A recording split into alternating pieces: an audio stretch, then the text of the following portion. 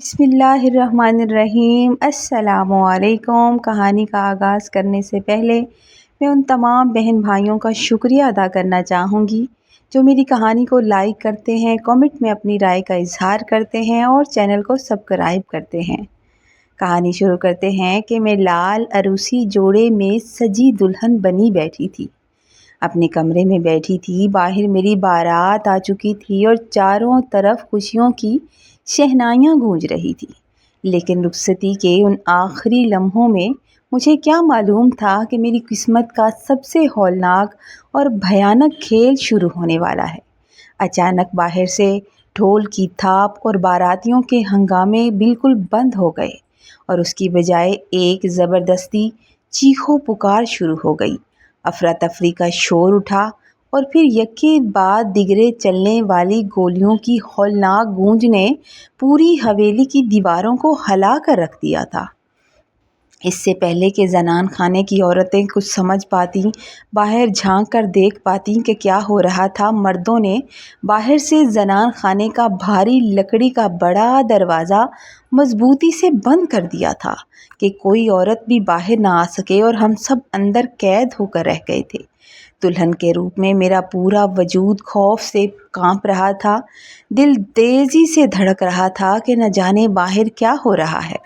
اسی لمحے میرا چھوٹا بھانجا ہانپتا، روتا اور بری طرح لرزتا ہوا اندر بھاگا تھا۔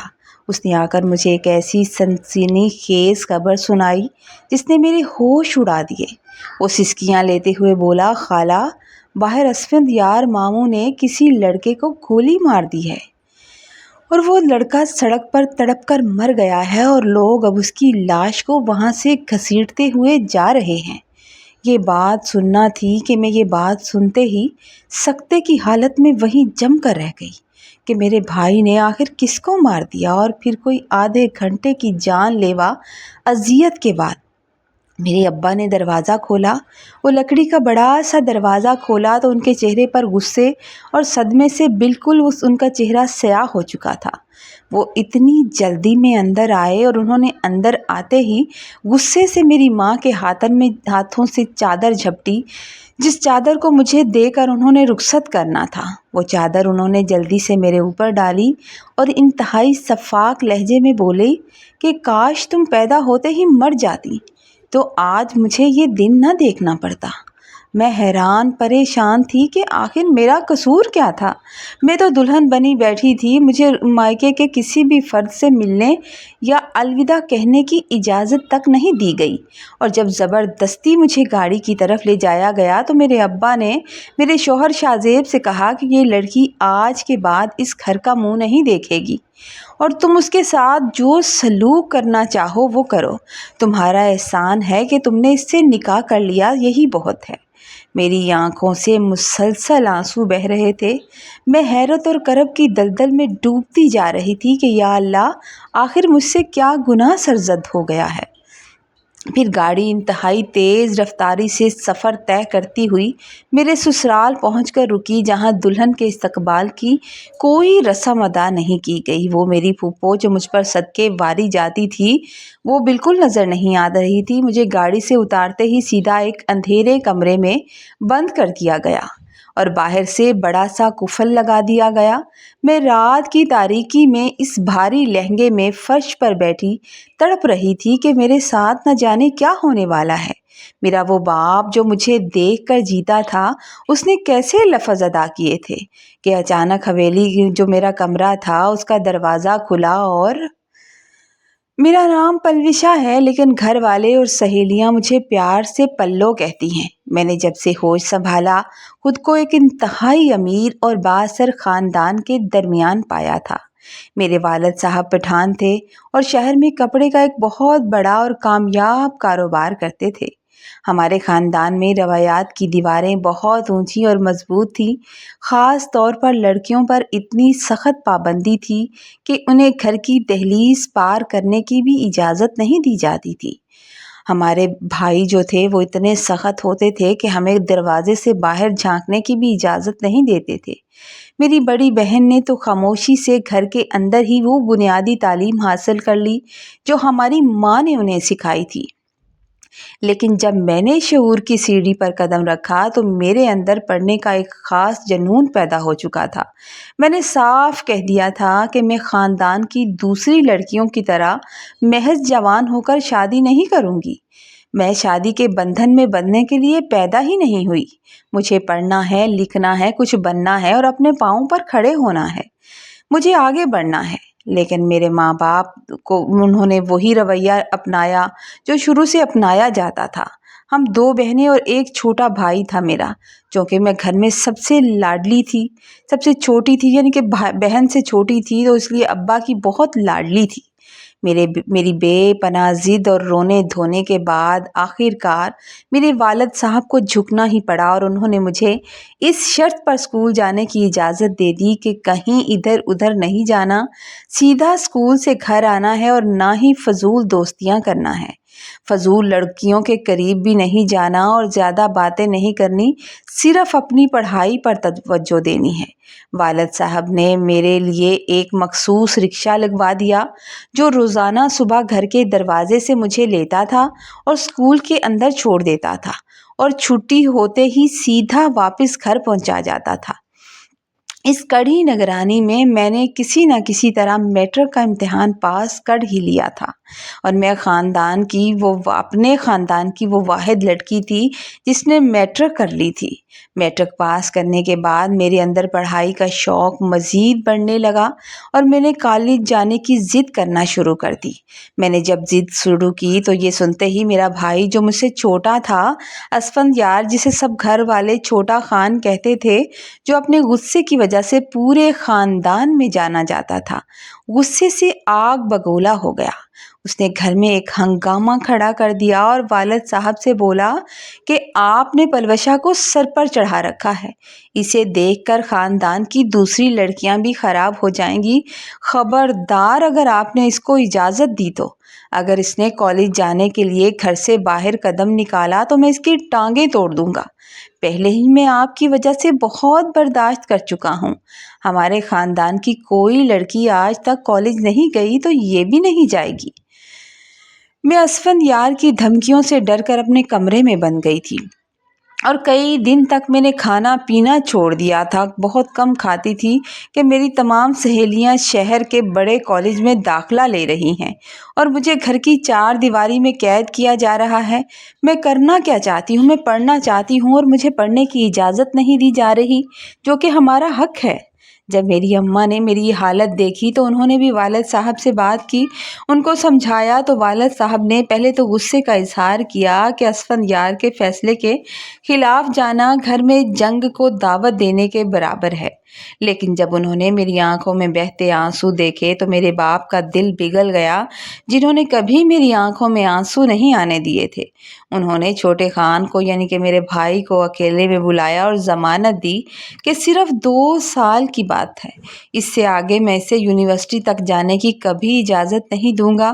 میں ذمہ داری لیتا ہوں کہ یہ وہاں ایسی کوئی حرکت نہیں کرے گی جس سے خاندان کی عزت پر کبھی آنچ آئے، اور انٹرمیڈیٹ کے بعد اس کی پڑھائی ہمیشہ کے لیے چھڑوا دی جائے گی، اور جب تم بولو گے، جہاں تم بولو گے، اس کی شادی کر دی جائے گی۔ یوں بڑی مشکلوں اور شرطوں کے بعد مجھے کالج جانے کا پروانہ مل گیا۔ وہ بڑا ہی دن پیارا تھا جب میں پہلے دن کالج گئی تھی۔ کالج کا پہلا دن میری زندگی کا ایک نیا باب تھا۔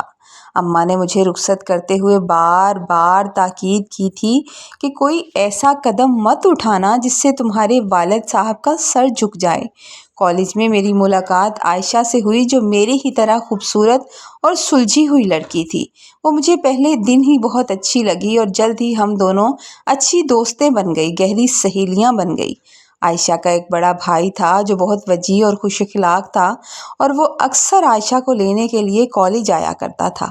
2 سال کا عرصہ کس طرح ہنستے کھیلتے گزرنے کو تھا کہ ایک دن عائشہ نے مجھ سے ایسی بات کہی جس نے میرے پیروں تلے زمین نکال کے رکھ دی، کیونکہ میں اس طرح کی لڑکی نہیں تھی، اور دوسرا میں نے اپنے باپ کی، اپنی ماں کی ہدایت کو اپنے ذہن میں رکھا ہوا تھا، اس لیے کبھی کوئی غلط کام کرنے کے بارے میں سوچا تک نہیں تھا۔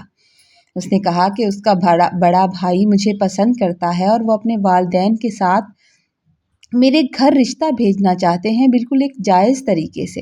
میں نے خوف سے کانپتے ہوئے عائشہ سے التجا کی کہ خدا کے لیے ایسا سوچنا بھی مت، میرے گھر والے سمجھیں گے کہ شاید میں نے اس لڑکے سے دوستی کی ہے اور پھر رشتہ کا کہہ کر اسے گھر پر بلایا ہے۔ میرے والد اور میرے بھائی اسفند یار بہت سخت ہیں مزاج کے، وہ یہ سمجھیں گے کہ میں نے کالج میں کوئی غلط راستہ اختیار کیا ہے اور وہ مجھے جان سے مار دیں گے۔ ایک دن جب ہمارا رکشہ وہاں پر ابھی نہیں پہنچا تھا، شاید اسے آنے میں دیر ہو گئی تھی، تو عائشہ کا بھائی جو تھا وہ عائشہ کو لینے کے لیے آیا، تو وہ میرے قریب آیا اور کہنے لگا کہ میں آپ کو عزت کے ساتھ اپنانا چاہتا ہوں، رشتہ بھیجنا چاہتا ہوں، آخر اس میں برائی کیا ہے؟ میں نے روتے ہوئے اس سے کہا کہ میں ایک پٹھان کی بیٹی ہوں۔ میں خوفزدہ ہو گئی تھی اسے اس طرح اپنے سے بات کرتے ہوئے۔ میں نے کہا کہ میں ایک پٹھان کی بیٹی ہوں، میرے خاندان کے مرد گولی پہلے چلاتے ہیں اور گناہ بعد میں پوچھتے ہیں، اس لیے پہلے اپنی زندگی کی بھلائی چاہتے ہو تو میرے راستے سے دور ہو جاؤ۔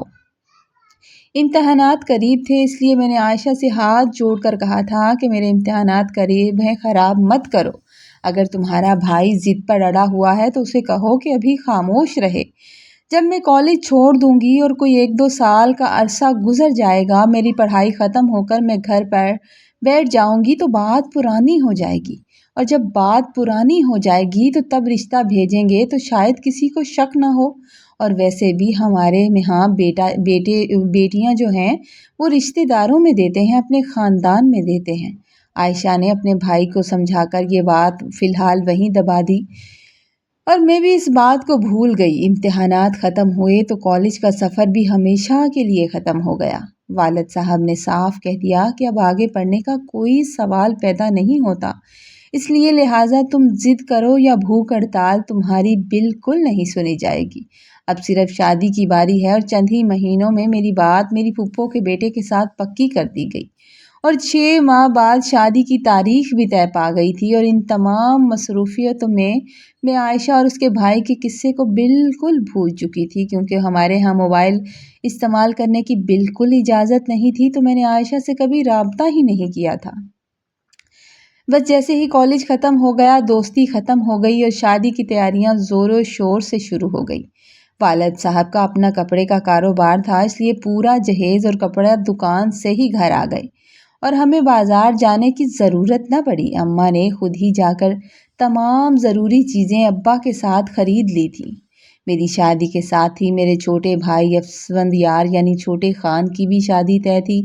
پہلے دن اس کی بارات آنی تھی اور پھر اس کی بارات جانی تھی، پھر دوسرے دن میری بارات آنی تھی، جس کی وجہ سے گھر میں دوہری خوشیوں کا سما تھا، اور میری بڑی بہن بھی اپنے بچوں کے ساتھ مائکے آ چکی تھی۔ اور بالآخر وہ دن بھی آ گیا جب مجھے دلہن کے لال جوڑے میں سجایا گیا، سنوارا گیا، گھر باراتیوں سے بھرا ہوا تھا۔ میرا نکاح بھی پڑھایا جا چکا تھا اور مہمانوں کو کھانا کھلایا جا رہا تھا، اور رخصتی کے چند لمحے ہی باقی تھے، یعنی رخصتی کا انتظار ہو رہا تھا۔ میں کمرے میں اندر سجی سوری بیٹھی خوف اور خوشی کے ملے جلے جذبات سے لرز رہی تھی کہ اچانک باہر سے ایک شدید ہنگامے اور چیخ پکار کی آوازیں آنے لگی، اور پھر یکے کے بعد دیگرے گولیوں کے چلنے کی ہولناک آوازوں نے پورے گھر کو ہلا کر رکھ دیا تھا۔ سب لوگ پریشان ہو گئے۔ زنان خانے میں عورتیں ایک دم سے کھڑی ہو گئیں کہ یہ باہر ہو کیا رہا ہے، اور میں بھی خوف سے کانپ اٹھی۔ تبھی میرا چھوٹا بھانجا ہانپتا ہوا، روتا ہوا کمرے میں بھاگتا ہوا آیا تھا اور کہنے لگا تھا، خالہ باہر اسفند یار ماموں نے کسی لڑکے کو گولی مار دی ہے، وہ سڑک پر تڑپ کر مر گیا ہے، اور اب لوگ اسے گھسیٹ رہے ہیں اور وہاں سے لے کر جا رہے ہیں، اور شاید پولیس بھی آنے والی ہے۔ باہر گولیوں کے چلنے اور چیخو پکار کے شور نے تو جیسے قیامت برپا کر دی تھی۔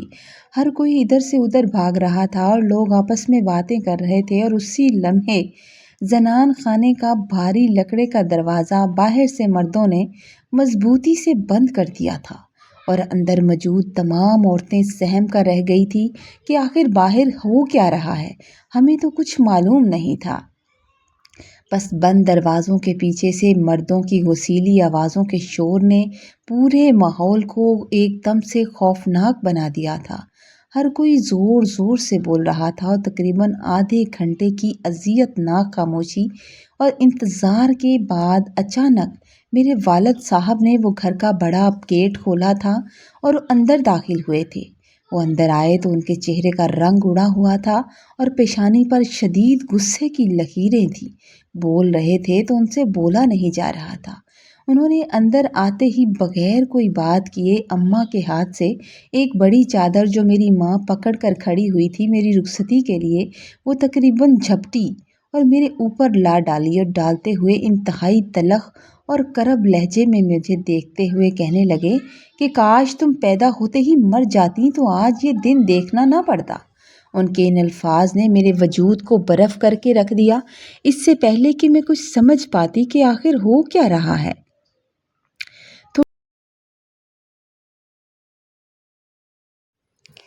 میرے شوہر جو میرے پھپھو کے بیٹے تھے انہیں اندر بلایا گیا۔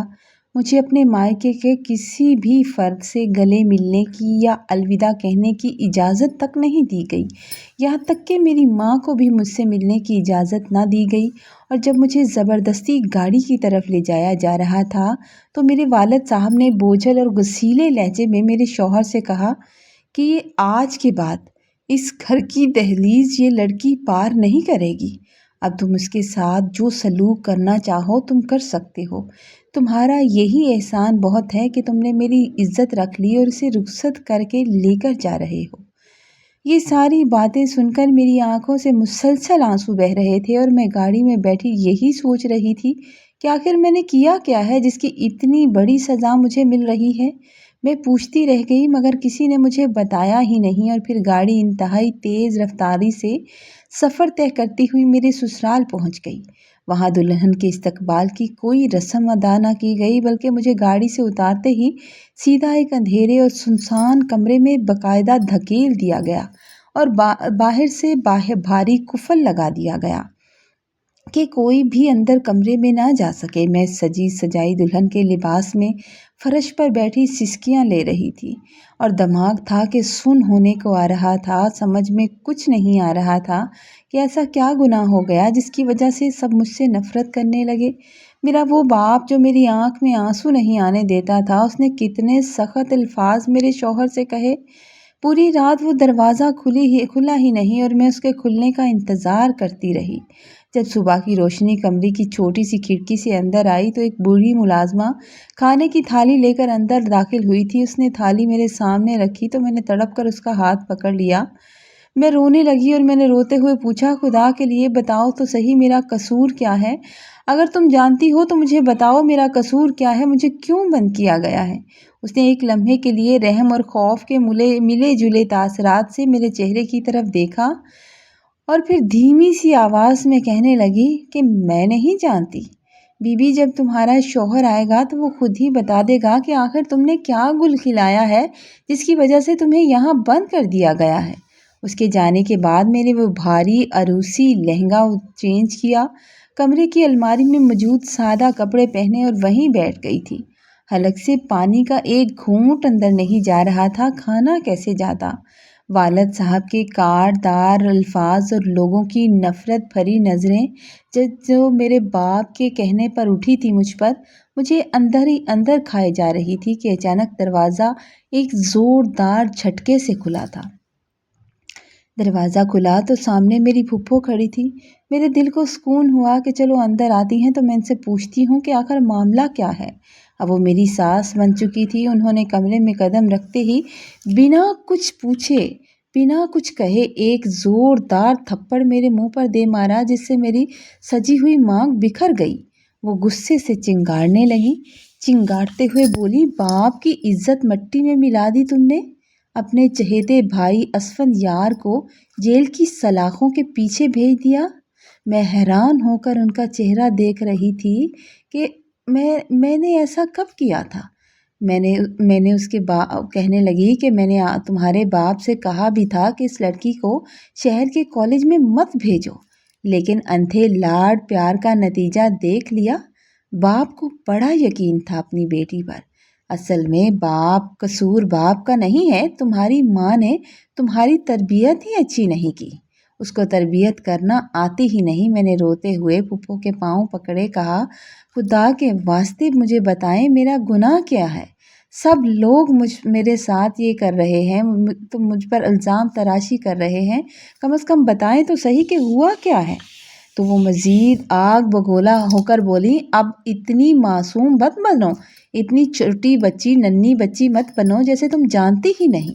اپنے اس عاشق کو اپنی ہی شادی پر بلایا تم نے، اور بلا کر اب تماشا کھڑا کر کے پوچھتی ہو کہ ہوا کیا ہے یا تمہارا قصور کیا ہے؟ ارے ہاں، وہ کم وقت اب اس دنیا میں نہیں رہا۔ اسفندیار نے اسے وہیں ڈھیر کر دیا تھا۔ تم تو اپنے بھائی کے غصے سے واقف تھیں، پھر بھی ایسے کرتوت کرتی رہیں، حد ہے ویسے۔ یہ کہہ کر انہوں نے میرے بال اپنے ہاتھوں میں جکڑے اور مجھے بے دردی سے پیٹنا شروع کر دیا تھا۔ میں درد اور حیرت کی دلدل میں ڈوبتی چلی گئی تھی کہ آخر میرا کون سا عاشق تھا جو وہاں مارا گیا، کیونکہ مجھے تو نہیں یاد پڑتا تھا کسی بھی عاشق کے بارے میں۔ وہ مجھے مار پیٹ کر دوبارہ کمرے میں بند کر کے چلی گئیں اور جاتے ہوئے یہ بھی کہہ گئیں کہ ان کا بیٹا بھی تھانے کے چکر کاٹ رہا ہے اور تمہاری وجہ سے وہ رات بھر گھر نہیں آ سکا۔ تنہائی میں جب میرا دماغ کچھ قابو میں آیا تو میں سوچنے لگی۔ پھر مجھے خیال آیا کہ اور تو کوئی بھی نہیں ہے میری زندگی میں، بس عائشہ کے بھائی تھا۔ کیا وہ مارا گیا ہے؟ کیا سچ مچ وہی مارا گیا ہے؟ یہ سوچ کر میری روح کانپ اٹھی کہ کاش میں نے اسے ٹالنے کے لیے جھوٹی امید نہ دلائی ہوتی۔ غصے میں دوپہر کے وقت کمرے کے اندر داخل ہوا اور میری تو رو رو کر آنکھیں سوجی ہوئی تھی۔ آنکھیں دیکھ کر میرے سامنے بیٹھ گیا اور گرجدار آواز میں پوچھنے لگا کہ تم نے فون کر کے بلایا تھا اسے؟ میں نے کانپتے ہوئے کہا کہ اللہ کا واسطہ ہے خان، میرا یقین کرو، میں نے اسے نہیں بلایا اور میں کچھ نہیں جانتی۔ میرے پاس تو موبائل بھی نہیں تھا اور تم جانتے ہو کہ ہمارے گھر میں موبائل استعمال کرنے کی اجازت نہیں ہے۔ میری بات سن کر اس نے وحشت ناک طریقے سے میرے بال جکڑ لیے اپنے ہاتھوں میں اور بولا، اگر تم نے نہیں بلایا تھا تو اسے کیسے معلوم ہوا کہ آج تمہاری شادی ہے اور بالکل شادی کے موقع پر وہ آ گیا؟ کوئی شخص کیسے سب کے سامنے کھڑے ہو کر یہ دعویٰ کر سکتا ہے کہ تم اس سے محبت کرتی ہو اور تم نے شادی کا وعدہ کیا تھا؟ ضرور تم نے کوئی امید دلائی ہوگی، ورنہ یوں کوئی اپنی جان ہتھیلی پر رکھ کر پٹھانوں کے گھر نہیں آتا۔ ضرور کوئی بات ہوگی۔ میں نے روتے ہوئے کہا کہ اور تو میری زندگی میں کوئی بات نہیں، کسی مرد کا کوئی ذکر نہیں۔ پھر اسے کالج کا وہ سارا قصہ سنا دیا۔ میں نے کہا کہ میں نے اس شخص کے بارے میں بات کر سکتی ہوں اور اسے تو میں نے ٹالنے کے لیے وہ بات کہی تھی، لیکن اس نے میری بات سنی اور زبردست قہقہ لگایا اور کہنے لگا، مجھے جھٹکا دے کر اپنے پاؤں میں گرا دیا اور بولا، آج سے تمہاری اوقات میرے پاؤں کی جوتی میں ہے۔ میں اپنے ماموں اور ان کے بیٹے اسفندیار کو تھانے میں دیکھ کر خون کے آنسو رو رہا ہوں، اور سارا دن ساری رات میں ان کے ساتھ خوار ہوتا رہا ہوں، اور ان سب کی ذمہ دار تم ہو۔ شادی کے پہلے دن مجھے میری اوقات کا اندازہ ہو گیا تھا اور اس گناہ کی سزا ملنا شروع ہو گئی تھی جو میں نے کیا ہی نہیں تھا۔ نہ کسی نے مجھ سے پوچھا، نہ کسی نے مجھ سے سوال کیا، اور مجھے خواہ مخواہ میں مجرم بنا کے رکھ دیا تھا۔ اگلے ہی دن مجھ پر ظلم کا ایک نیا دور شروع ہونے لگا۔ گھر کی ملازمہ کو ہٹا دیا گیا اور مجھے حکم دیا گیا کہ حویلی کا سارا کام اب سے تم اکیلی کرو گی۔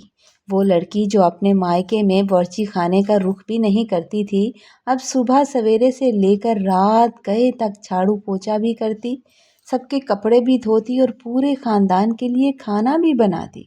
اگر کبھی سالن میں نمک تیز ہو جاتا یا روٹی جل جاتی کیونکہ مجھے کرنا نہیں آتا تھا، تو میرا شوہر سب کے سامنے نہ صرف مجھ پر ہاتھ اٹھاتا اور میری ساس اور نندیں بھی مجھے طنز و تشنیع کا نشانہ بناتی تھی۔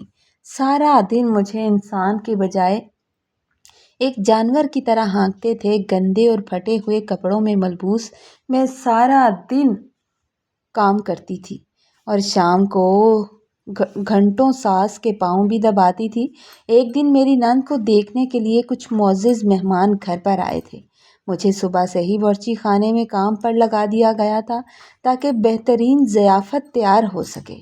میں کبھی اپنے جلے ہوئے ہاتھوں کو دیکھتی تو کبھی اپنی قسمت پر روتی تھی۔ میری آنکھوں کے آنسو تھے کہ تھمنے کا نام نہیں لے رہے تھے۔ دل میں خیال آتا تھا کہ چلو ابا کو تو غصہ تھا، लेकिन मेरी माँ ने भी पलट कर मुझे नहीं देखा कि मुझ पर क्या गुजर रही है। मैंने दिलो जान से सारा काम किया उस दिन। बर्तन सलीके से सजाए थे कि कभी तो ये लोग मुझसे खुश हो जाएं। मेरी ननद तमाम मेहमानों के सामने वो चीज़ें ले गई और जब मेहमान घर का जायज़ा लेने के लिए इधर उधर देख रहे थे तो एक खातून की नज़र बावर्ची खाने में मुझ पर पड़ी। मैं खड़ी हुई थी तो उन्होंने मेरी सास से पूछा कि ये लड़की कौन है। तो नंद ने बिना झिझक के हकारत से मेरी तरफ देखा और देखकर कहने लगी, ये हमारी नई मुलाजमा है। उस लम्हे मुझे अपनी ज़िंदगी की सबसे बड़ी ज़िल्लत महसूस हुई थी। ये बात सुनकर, उनको देखकर मेरा दिल चाह रहा था कि ज़मीन फटे और मैं उसमें दफन हो जाऊं और मेरी ज़िंदगी जो है वो ख़त्म हो जाए।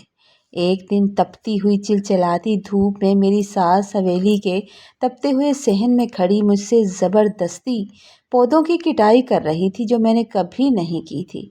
लेकिन वो मुझे बता रही थी और मैं अपने नाजुक हाथों से पौधों की कटाई कर रही थी। तेज़ धूप और मुसलसल काम की वजह से मेरा पूरा वजूद तकरीबन नढाल हो रहा था कि अचानक हवेली का भारी लोहे का गेट खुला था और एक स्याह रंग की चमकती गाड़ी अंदर दाखिल हुई थी।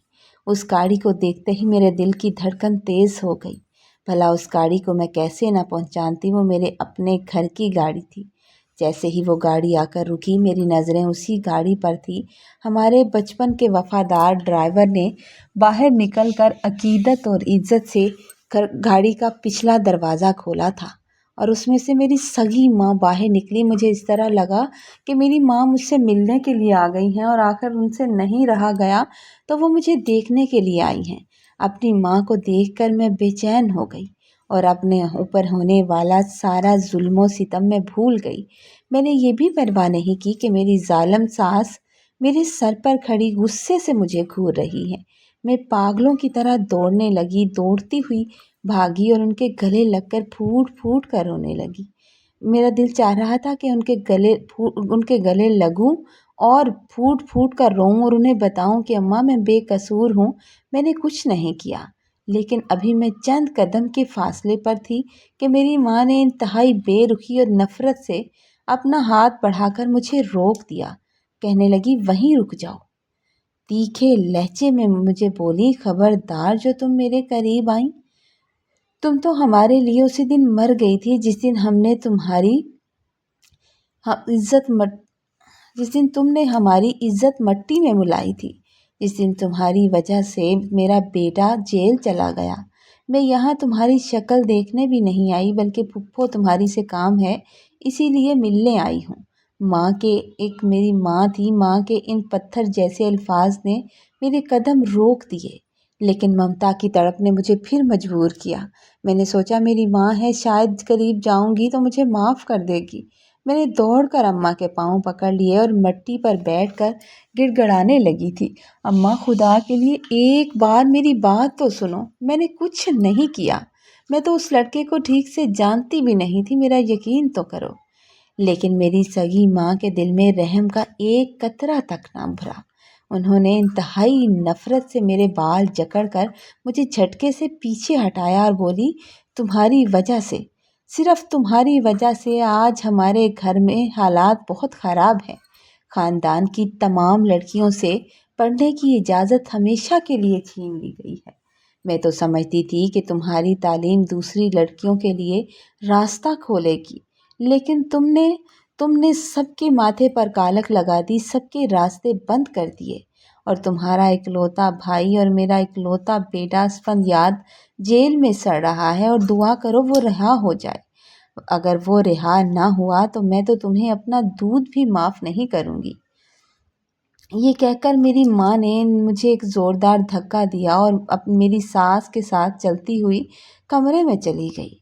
अम्मा का ये सलूक, इसने मुझे बड़ा दुख दिया था। ये लोग तो मेरे साथ सलूक करते थे, दुख उसका भी होता था, लेकिन जो माँ ने किया ना, उसका बड़ा दुख हुआ। मैं वहीं मिट्टी पर बैठी सिसकियाँ लेती रही और शाम को मेरा शौहर शाहजेब हवेली में दाखिल हुआ तो मुझे रोता देखकर मेरे सर पर खड़ा हो गया और गुस्से से बोला कि दफ़ा हो जाओ यहाँ से, अंदर जाकर मरो, यहाँ क्यों बैठी रहती हो। یہاں بیٹھ کر دنیا کو اپنی مظلومیت کا تماشا دکھانا چاہتی ہو کہ تمہارے ساتھ غلط ہو رہا ہے۔ اس رات میری ماں میری طرف دیکھے بغیر واپس چلی گئی تھی اور میں ہڈیوں کا ڈھانچہ بنی ساری رات روتی رہی تھی۔ اگلے دن صبح کے کوئی 10 بج رہے تھے۔ میں روزمرہ کے کاموں میں مصروف تھی کہ میں نے اپنے شوہر شاہ زیب کو اندر آتے دیکھا۔ شاہ زیب کو نہ صرف اندر آتے دیکھا بلکہ ایک اجنبی لڑکی کا ہاتھ پکڑے ہوئے حویلی میں داخل ہوتے دیکھا۔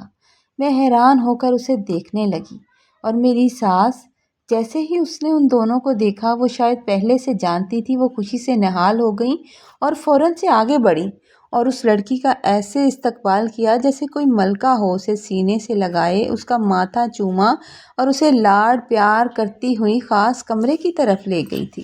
میری نندن کو بھی جب اس کے آنے کا پتہ چلا تو وہ بھی تقریباً بھاگتی ہوئی آئی تھی اور اسی لڑکی کے گرد گھیرا بنا کر اس سے ہنسی مذاق کرنے لگی تھی۔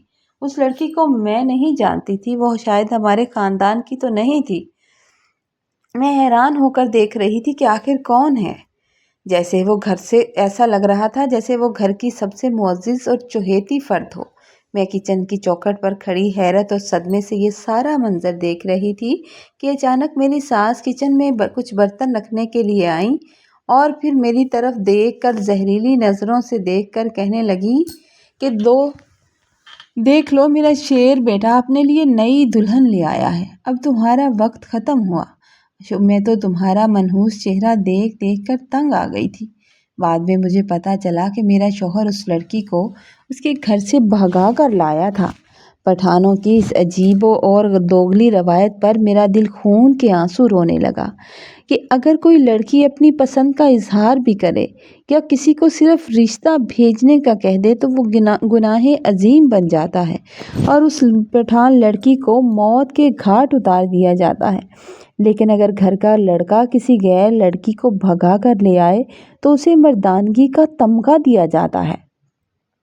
اور میں جو اس لڑکے کو خاص طریقے سے جانتی بھی نہیں تھی اور مجھ سے بنا پوچھے ہی وہ آ گیا تھا اور میرے ساتھ ان لوگوں نے یہ سلوک کیا تھا اور اس خاندان کے اس مرد کی آرتی اتاری جاتی ہے جو اپنی بیوی لے کر آتا ہے، کہیں سے بھگا کر بھی۔ یہ بات میرے دل میں ایک تیر کی طرح چبھ گئی اور میری روح تڑپ کر رہ گئی تھی۔ تھوڑی دیر کے بعد جب شاہ زیب کسی کام سے باہر جانے لگا تو نہ جانے اس دن مجھ میں کہاں سے ہمت آ گئی، یا شاید اس دوسری عورت کو اس کے ساتھ دیکھ کر تکلیف ہوئی، میں نے بھاگ کر اس کا راستہ روک لیا اور اس کی آنکھوں میں آنکھیں ڈال کر بولی کہ اگر گناہ گار اور قصوروار میں تھی تو آج سب سے بڑے گناہ گار تو تم بھی ہو۔ میں نے تو صرف عائشہ کے بھائی سے یہ کہا تھا کہ اگر تمہاری ضد ہے تو بعد میں رشتہ بھیج دینا، اور تم ایک غیر عورت کو اس کے گھر سے بھگا کر یہاں لائے ہو، چوری چھپے اس سے نکاح کیا ہے، اور آج تو تمہارے ساتھ بھی وہی ذلت آمیز سلوک ہونا چاہیے جو میرے ساتھ کیا جا رہا ہے۔ بولو، اب خاموش کیوں ہو؟ میری یہ جرأت دیکھ کر شاہ زیب کی آنکھوں میں وحشت اتر آئی، جیسے اس کو امید نہیں تھی کہ میں یوں اس کے سامنے آ کر کھڑی ہو جاؤں گی۔ اس کا چہرہ غصے سے لال ہو گیا، وہ چنگاڑتے ہوئے بولا، بدبخت لڑکی، تو میرے سامنے زبان چلائے گی تو میرے ہاتھ سے ماری جائے گی۔ اسے اتنا غصہ آ گیا، اس نے یہ لفظ ادا کیے تو وہ بہت غصے میں تھا۔ اس نے نہ صرف مجھ پر غصہ کیا بلکہ مجھ پر وحشیانہ تشدد کر دیا۔ اس نے مجھے بالوں سے پکڑ کر زمین پر پٹکا اور اتنی بے دردی سے مارا کہ جب تک اس کا اپنا سانس نہ پھول گیا وہ مجھے لاتوں اور گھونسوں سے مارتا رہا۔ وہ جتنا مجھے مار سکتا تھا اس نے مجھے مارا اور میرے جسم کی ہڈیاں ٹوٹ پھوٹ لگ رہی تھی، اور میں شدید درد اور نڈھالی کی وجہ سے 3 گھنٹے تک اسی ٹھنڈے فرش پر بے سدھ پڑی رہی، کیونکہ اٹھنے کی ہمت نہیں ہو رہی تھی، جسم کا پور دکھ رہا تھا۔ میری ساس جو میرے باپ کی بہن تھی، میری سگی پھوپھو تھی، خود ایک عورت تھی، اس نے یہ سارا تماشا اپنی آنکھوں سے دیکھا تھا، لیکن اسے عورت ہوتے ہوئے بھی مجھ پر ذرا ترس نہیں آیا۔ کاش وہ ایک بار آگے بڑھ کر اپنے بیٹے کو روک لیتی، کاش ایک بار اسے منع تو کرتی کہ اتنا مت مارو، یا اگر وہ مار کر جا چکا تھا تو مجھے اٹھا کر کمرے میں ہی لے آتی۔ میں انسان تو تھی نا، مگر وہ خاموش کھڑی تماشا دیکھتی رہی۔ 3 گھنٹے بعد جب میں نے کسی نہ کسی طریقے سے ہمت جمع کی اور تقریباً رینگتے ہوئے اپنے کمرے کے آئینے کے سامنے جا کر کھڑی ہو گئی تو دیکھا کہ میرے چہرے اور میرے سر سے جگہ جگہ خون بہہ رہا تھا اور نیلے نشان ابھر آئے تھے۔ ایک آنکھ تو بہت زیادہ سوج گئی تھی اور میری روح اس ذلت سے کانپ اٹھی تھی۔ میں نے فیصلہ کر لیا کہ اب اس جہنم میں ایک پل بھی نہیں جینا۔ اب تو جینا بہت مشکل لگنے لگا تھا۔ میں نے پنکھے کے نیچے میز رکھی اور اپنا دوپٹہ اس پر باندھا اور گلے میں پھندا ڈالنے ہی والی تھی کہ میری نند کوئی کام کہنے کے لیے کمرے میں آئی اور مجھے اس حال میں دیکھ کر وہ چیخنے چلانے لگی۔ اس کی یہ اچانک ایک بھیانک چیخ نکل گئی۔ اسے دیکھ کر میں رک گئی، جس پر گھر کے تمام لوگ دوڑتے ہوئے جمع ہو گئے تھے۔ میری پھپھو ساس نے مجھے گلے سے پکڑا اور نیچے اتارا، گھسیٹتے ہوئے، اور فرش پر پٹکتے ہی میرے منہ پر ایک زوردار تھپڑ اور لگا دیا۔ تھپڑ مار کر غصے سے بولی، مردار عورت، اگر تجھے مرنے کا اتنا ہی شوق ہے تو دفع ہو جا، جا کر اپنے باپ کے گھر جا کے مر۔ ہم پر قتل کا الزام اور پولیس کا جھنجٹ کیوں لانا چاہتی ہے؟ پہلے باپ اور بھائی کو جیل کچہریوں میں بھیج چکی ہے، اب ہمارے ساتھ وہی سلوک کرنا چاہتی ہے۔ انہوں نے اسی وقت غصے میں میرے والد صاحب کو فون لگا لیا۔ میرے والد صاحب کو فون لگایا اور کافی دیر تک غصے سے بات کرتی رہیں اور غصے سے بولیں کہ تمہاری بیٹی نے یہاں خودکشی کا ڈرامہ رچا کر ہماری ناک کٹوانے کی کوشش کی ہے، ہم اب اسے مزید برداشت نہیں کر سکتے۔ فون پر بات کی اور نہ جانے میرے باپ نے آگے سے کیا کہا تھا کہ جب شاہ زیب باہر سے واپس آیا تو میری ساس نے اسے پاس بلایا اور بولی کہ آج تمہاری اس چہیتی بیوی نے پنکھے سے لٹک کر جان لینے کی کوشش کی ہے۔ میں نے ابھی اس کے باپ کو فون کیا تھا اور کہا تھا کہ اس گند کی پوٹلی کو لے جاؤ، تو اب وہ بھی غصے میں کہہ رہا تھا کہ اگر وہ ایسی حرکتیں کرتی ہے تو بے شک اسے مار دو اور مار کر وہیں اپنے گھر کے کسی کونے میں دفنا دو۔ مجھے اس کی شکل نہیں دیکھنی، خدارا میں اسے اپنے گھر میں نہیں لا سکتا اور مجھے اس کی لاش بھی نہیں چاہیے۔ اب بتاؤ ہم اس مصیبت کا کیا کریں؟ شاہ زیب غصے اور انتہائی حقارت سے میری طرف دیکھ رہا تھا، جبکہ میری آنکھوں سے اب آنسو بھی خشک ہو چکے تھے اور دل کی دھڑکنیں ایسے لگ رہا تھا جیسے مایوسی سے تھمنے لگی ہیں۔ میں نے اپنی زندگی کے آخری موڑ پر کھڑے ہو کر ٹوٹے ہوئے وجود کے ساتھ اپنے شوہر شاہ زیب کی طرف دیکھا تھا اور انتہائی دھیمی مگر پرعزم آواز میں کہا تھا کہ ابا ٹھیک کہتے ہیں، مجھے مار دو۔ اب مجھے میں بھی روز روز کی ذلت اور بے گناہی کے عذاب کے ساتھ جینے کا بالکل سکت نہیں رہی۔ میں خود مرنا چاہتی ہوں، مجھے مار دو تاکہ میں اس زندگی سے، اس قید سے ہمیشہ کے لیے آزاد ہو جاؤں۔ میری اس آخری التجا کمرے میں ایک گہرا اور خوفناک سکوت چھا گیا تھا۔ وہ لوگ حیران ہو کر میری طرف دیکھ رہے تھے، جہاں میری بے گناہی کا کوئی گواہ نہیں تھا، بس میری خاموش سسکیاں حویلی کی دیواروں سے ٹکرا کر دم توڑ رہی تھی۔ میرا شوہر حیران ہو کر میری طرف دیکھ رہا تھا۔ جب اس نے میری مرتی ہوئی آواز سنی، میری مرتی ہوئی حالت اور میرے بولنے کا انداز دیکھا تو اس کے دل میں نہ جانے کیسا خوف پیدا ہوا کہ کچھ دیر تو وہ خاموش رہا، خاموشی سے میری طرف دیکھتا رہا، پھر اپنی جگہ سے اٹھا اور دھیرے سے میرے پاس آ کر فرش پر بیٹھ گیا اور گھبرا کر بولا، پلوشا، مجھے سچ سچ بتاؤ، کیا تمہارا اس کے ساتھ چکر تھا؟ اس سارے معاملے میں تمہارا گناہ کتنا تھا؟ میں نے رو رو کر سوجی آنکھوں میں آنسو لیے اور ایک دکھی مسکراہٹ کے ساتھ اس کا چہرہ دیکھا اور کہا کہ یہ تو اب میرا اللہ ہی جانتا ہے اور اللہ ہی تمہیں بتائے گا، کہ میرا رب تم سب کو بتائے گا کہ میرا گناہ کتنا تھا اور تم لوگوں نے مجھ پر کتنا بڑا ظلم ڈھایا اور تم لوگوں کا گناہ کتنا ہے۔ شاہ زیب میری بات سن کر جیسے سن ہو کر رہ گیا تھا۔ میری آنکھوں میں آنسو تھے اور چہرے پر مسکراہٹ تھی اور چہرے کی حالت مار کھا کھا کے خراب ہو چکی تھی۔ اس کا چہرہ اچانک سے زرد پڑ گیا اور اس نے بھرائی ہوئی آواز میں پوچھا کہ اس لڑکے کی بہن کا نام کیا تھا؟ میں نے تڑپ کر کہا کہ تم جان کر کیا کرو گی، لیکن اس نے سختی سے وہی بات دہرائی کہ میں جو پوچھ رہا ہوں مجھے بتاؤ کہ اس لڑکی کا نام کیا تھا۔ میں نے کانپتے ہوئے عائشہ کا نام لے دیا اور بتا دیا کہ کہاں رہتی ہے۔ یہ سنتے ہی وہ فوراً حویلی سے نکل گیا تھا، پورا دن واپس نہیں آیا تھا، اور شام کو جب وہ لوٹا تھا تو اس نے اپنی ماں کو بلایا تھا، اور پھر دونوں ماں بیٹا حویلی کے ایک کونے میں بیٹھ کر سر جوڑ کر دھیمی آواز میں نہ جانے کیا باتیں کرنے لگے تھے، جبکہ اس کی دوسری بھاگ کر لائی ہوئی بیوی بھی ان کے ساتھ بیٹھی ہوئی تھی۔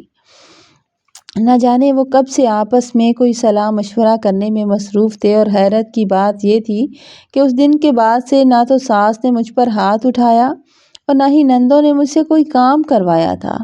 اگلے دن جب میں درد سے چور چور وجود کے ساتھ صبح اٹھی اور کچھ کھانے پینے کی غرض سے باورچی خانے کی طرف آئی تو وہاں وہی پرانی ملازمہ کام کر رہی تھی جو میری شادی سے پہلے یہاں ہوتی تھی۔ میری نند نے میری طرف دیکھا اور دھیمی آواز میں کہنے لگی، آج سے تم کوئی کام نہیں کرو گی۔ اماں نے کہا ہے کہ تم کوئی کام نہیں کرو گی اور تمہیں جو بھی کھانا ہے اسے بتا دو، وہ بنا دے گی۔ میں نے حیرت سے چائے کا کپ لیا اور کمرے میں چلی آئی، سوچ رہی تھی کہ آخر یہ بدلاؤ کیسے آ گیا تھا۔ میری نند نے کتنی عزت سے مجھے جواب دیا تھا اور یہ کیسے ہو سکتا تھا۔ شام کو شاہ زیب کمرے میں آیا اور بولا کہ اپنے کپڑے بدل لو، تمہارے والد صاحب تمہیں ملنے کے لیے آ رہے ہیں۔ میں نے حیرت سے اس کی طرف دیکھا، جیسے مجھے اس کی بات پر یقین نہیں آ رہا تھا۔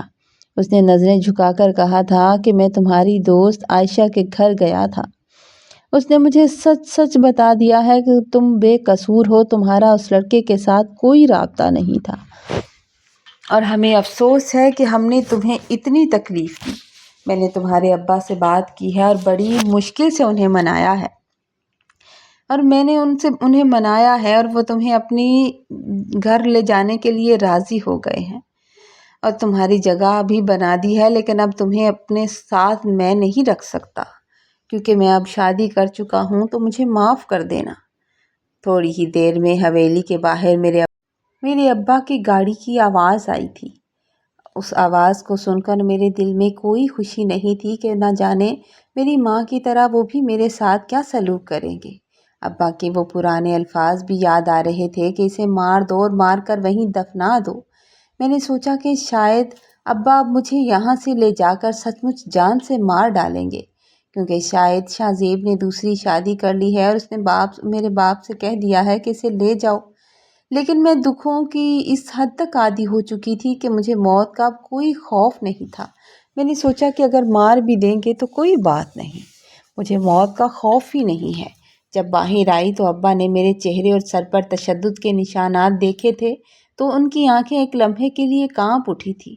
انہوں نے گاڑی کا دروازہ کھولا اور میں پچھلی سیٹ پر جا بیٹھی خاموشی سے۔ شاہ زیب گاڑی کے پاس آیا اور کہنے لگا، پلوشہ، میں تمہیں طلاق دیتا ہوں، میں اپنے ہوش و حواس میں تمہیں طلاق دیتا ہوں، مجھے معاف کر دینا۔ میں نے اس کی طرف دیکھا اور میری آنکھوں سے آنسو گرا۔ میں نے سسکتے ہوئے کہا کہ اللہ کرے تمہارے ہاں بیٹی پیدا ہو اور اس کا نصیب بالکل میرے جیسا ہو، کیونکہ جو تم نے میرے ساتھ سلوک کیا ہے وہ پلٹ کر تمہاری طرف ضرور آئے گا۔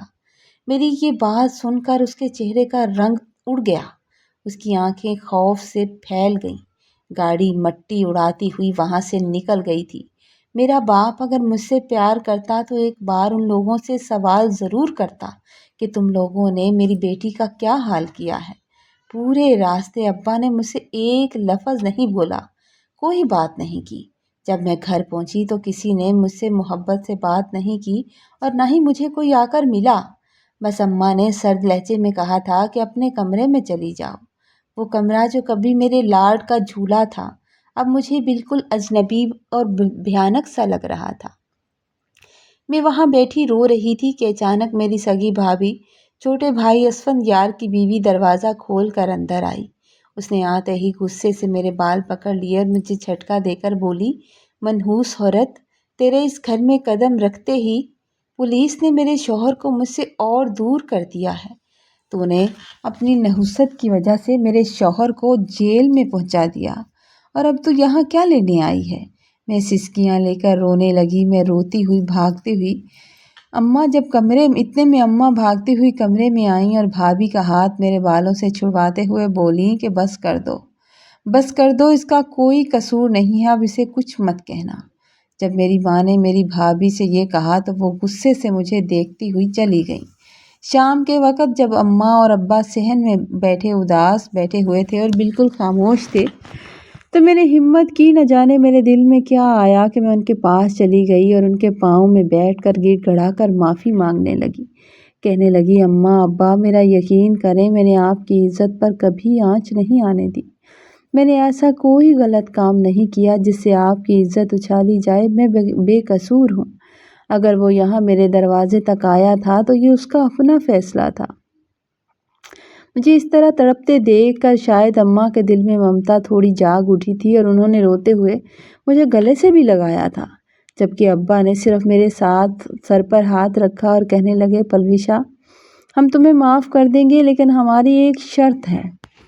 میں نے کانپتے ہوئے لہجے میں پوچھا کہ کیسی شرط ابا؟ میں نے جب پوچھا تو انہوں نے بوجھل آواز میں کہا کہ عائشہ کا وہ بھائی جو اسفندیار کی گولی سے مارا گیا تھا، تمہیں اس کے دوسرے بھائی سے نکاح کرنا ہوگا۔ اگر تمہارا نکاح اس کے بھائی سے ہو جائے گا تو تم خون بہا میں چلی جاؤ گی اور وہ اسی شرط پر ہمارے بیٹے کا خون معاف کرنے اور اسے جیل سے رہا کرانے پر تیار ہیں، اور اگر تم خون بہا میں جاؤ گی تو ہمارا بیٹا گھر آ جائے گا۔ یہ سنتے ہی میری آنکھوں سے آنسو بہنے لگے اور مجھے سمجھ آ گیا کہ یہ محبت معافی سچی نہیں تھی، بلکہ یہ لوگ مجھے اپنے گھر میں صرف اپنے چہیتے بیٹے اسفندیار کی رہائی کے سودے کے لیے مہرے کے طور پر لائے تھے، کیونکہ وہ ان کا اکلوتا بیٹا تھا اور ان کی نسل چلانے کے لیے اس کا گھر میں آنا ضروری تھا۔ ان کا مقصد یہی تھا کہ میری سنگ چٹی یعنی خون بہا کر سکے۔ میں نے انتہائی دکھ اور بے بسی سے اپنے باپ کا ہاتھ اپنے سر سے ہٹا دیا تھا اور اسی وقت سرد لہجے میں کہا کہ ٹھیک ہے ابا، میں اس کے لیے تیار ہوں، مجھے منظور ہے، میں اس کے لیے بالکل تیار ہوں۔ اس کے بعد میں نے گھر کے کسی فرد سے بات کرنا بالکل چھوڑ دی تھی۔ جیسے ہی میری عدت کے دن پورے ہوئے تھے، عائشہ کے دوسرے بھائی سے خاموشی سے میرا نکاح کر دیا گیا تھا۔ جیسے ہی میرا نکاح ہوا، میری رخصتی ہوئی، میں رخصت ہو کر جب اپنے نئے سسرال میں آئی تھی، مطلب دوسری بار شادی کر کے جب میں اپنے سسرال میں آئی تو مجھے پتہ چلا کہ دنیا میں سچے اور درد دل رکھنے والے انسان بھی موجود ہیں۔ ضروری نہیں کہ سب برے ہوں۔ یہاں کے لوگ مجھے قصوروار نہیں سمجھتے تھے۔ انہوں نے صرف اپنے بیٹے کو قتل کرنے کی وجہ سے میرے بھائی پر مقدمہ ضرور کیا تھا، بلکہ مجھ سے تو وہ شرمندہ تھے کہ ان کی وجہ سے میری زندگی برباد ہو گئی۔ ان کے بیٹے کی غلطی کی وجہ سے میں نے اتنا کچھ سہا تھا۔ میرے شوہر کا نام اب فرحاد ہے اور وہ نہایت نفیس، صابر اور محبت کرنے والے انسان ہیں، جو میری ماضی کی تلخیوں کو جانتے ہوئے بھی میری بے حد عزت کرتے ہیں۔ میری ساس بھی بے حد مہربان خاتون ہیں۔ وہ اکثر اپنے بیٹے کو یاد کر کے روتی رہتی ہیں۔ اپنے بچے کو یاد ضرور کرتی ہیں لیکن میرے ساتھ کوئی برا سلوک نہیں کرتی۔ مجھے ہمیشہ اپنی سگی بیٹی کی طرح پیار دیتی ہیں اور عائشہ بھی میری پرانی دوست کی طرح میری بہت عزت کرتی ہے اور ہر بات مجھ سے شیئر کرتی ہے۔ آج میری شادی کو تقریباً 4 سال ہو گئے ہیں۔ اللہ تعالیٰ نے مجھے ایک خوبصورت بیٹے اور ایک بہت ہی پیاری بیٹی سے نوازا ہے۔ میں ان دونوں کو پا کر بہت خوش ہوں۔ میری زندگی خوشیوں کا گہوارہ بن چکی ہے۔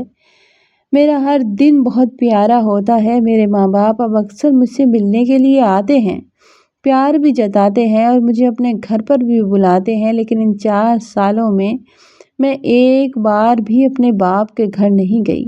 میں اپنے مائکے کی دہلیز پر نہیں گئی۔ میں ان سے صرف رسمی طور پر ملتی ہوں، کیونکہ جس دن انہوں نے اپنے بیٹے اسفندیار کی خاطر مجھے قربان کیا تھا، میرا سودا کیا تھا، میرے دل سے ماں باپ کی وہ بے لوث محبت جو تھی وہ ہمیشہ کے لیے ختم ہو گئی تھی۔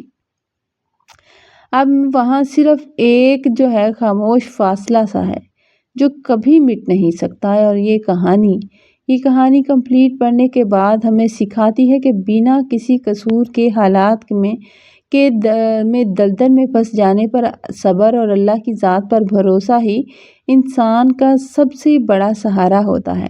اور دوسری بات، اگر کسی سے غلطی ہو بھی جاتی ہے تو اسے صفائی کا موقع ضرور دیا جاتا ہے۔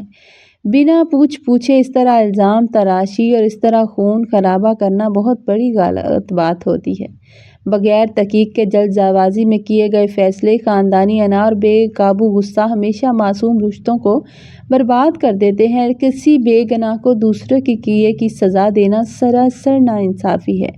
لیکن یاد رکھیں کہ جھوٹ اور سازش کی عمر بہت چھوٹی ہوتی ہے اور سچائی آخرکار سامنے آ ہی جاتی ہے۔ بدترین حالات میں بھی امید کی شمع روشن رکھنی چاہیے، کیونکہ یہ کائنات کے مکافات عمل کے اصول پر چلتی ہے، جہاں ہر صابر کو انصاف اور ہر ظالم کو اس کے کیے کا حساب ضرور مل کر رہتا ہے۔ کہانی اگر آپ کو اچھی لگے تو آپ نے لائک کرنا ہے، کامنٹ میں ضرور بتانا ہے۔ چینل پر نئے ہیں تو چینل کو سبسکرائب کر دیجئے۔ خوش رہیے، آباد رہیے، اللہ تعالیٰ آپ کو سلامت رکھے، دعاؤں میں یاد رکھا کریں۔ اللہ تعالیٰ بہن بیٹیوں کے نصیب اچھے کرے۔ اللہ حافظ۔